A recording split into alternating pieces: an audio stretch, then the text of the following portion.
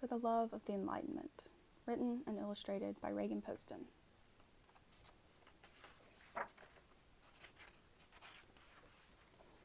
The second monarch of Prussia, Frederick William, was a mean and capricious man.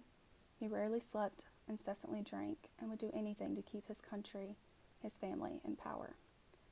Under his severe rule, Prussia's military grew into a formidable and terrifying force. They conquered lands and raked in money and prospered as a ruthless, efficient machine. But Prussia's artists, her dreamers, her thinkers, they were shunned. The king saw them as a waste of resources, and more importantly, as a threat. Art was an auxiliary of the Enlightenment, and the Enlightenment would tell the king's people that they had rights he hadn't given them. The Enlightenment would tell them that King Frederick William had no God-given right to hold dominion over them, and Frederick William knew that he would lose power if his people grew enlightened. Unfortunately for the king, his wife, Sophia Dorothea, was both fond of the humanities and not particularly fond of him. The king's desperation to keep a firm grasp on his kingdom made him angry and violent at home, and soon seeds of spite grew within the queen. As their son and heir apparent, Frederick, grew, Sophia Dorothea fostered in him a love of music, art, and philosophy. This she did in secret, supplying her son with French tutors and French literature, all behind closed doors. Frederick William, though cruel, was not an ignorant man. He knew that France was home to the Enlightenment, and he knew that his son could not consume French literature without enlightened ideals indoctrinating him. And if his heir was indoctrinated with the ideals of the Enlightenment, his kingdom and his power would surely fall. By the age of 17, Frederick had grown to love France and all that it represented so much that he cut his hair in the French style and wore French clothes in private.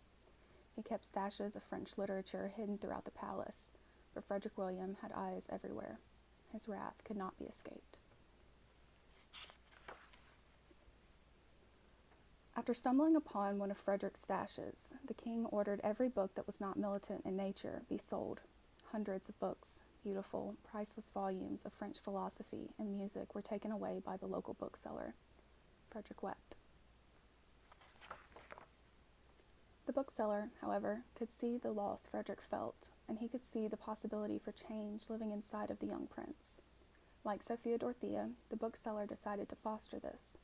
Rather than selling the books off, as he'd been ordered, he kept them safe and hidden for Frederick to return and read whenever he pleased. The books had done to Frederick just what his father had feared that they would. The books told him that he had rights more than those that his father had given him. And then Frederick met a boy, a lieutenant in the King's Guard, Hans Hermann von Katt, and Katt loved France just as much as Frederick did. They celebrated the Enlightenment together. At 18, full of idealism, full of fear of his father, full of doubt as to whether he wanted to be king at all, Katt told Frederick that he didn't have to do anything he didn't want to do. A week later, Frederick was stealing away into the dark of the night to France. Katt was set to follow when he received word from the prince, but the letter never came. Instead, it was intercepted by one of the king's many eyes. Both Katt and Frederick were caught and placed under arrest. Frederick William wanted them tried for treason. The court started with Katt, found him guilty, and sentenced him to life in prison. The king ordered him executed instead. He claimed that allowing a former member of his guard to live after aligning with the Enlightenment was a threat to the whole kingdom of Prussia. Frederick was removed from solitary confinement and led to a balcony above the execution stage. He, having been denied any news of Katt's fate, assumed it was for himself. When Katt was brought out, Frederick abandoned the stoicism he'd held onto since his arrest and began to plead, with no avail, for Katt's life. Frederick fainted before the sword fell. Following Katt's execution, Frederick was returned to solitary and stripped of every privilege ever afforded him. He had learned the lesson of his father, and he had learned it well. A wholehearted adoption of the Enlightenment ideals would bring him nothing but despair. But Frederick learned something else while imprisoned by his father's hand.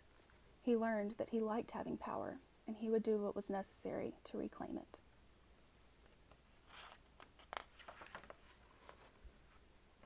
Frederick fell into line and when he ascended to the throne, he carried on his father's legacy of ruling Prussia as a formidable force propelled by an impeccable army. However, without his father there to beat the Enlightenment out of him, Frederick found a way to hold both power and enlightenment in his hand. He became one of the most well-known enlightened absolutists to ever live, employing Voltaire as a member of his royal court while conquering lands throughout present-day Germany. Even Immanuel Kant, a Prussian subject and major philosopher of the Enlightenment, claimed Frederick to be the embodiment of enlightened absolutism.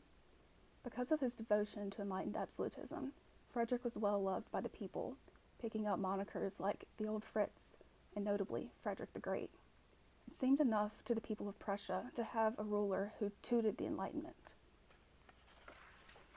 even if Prussia herself couldn't do the same without changing what it fundamentally was as a kingdom. The end.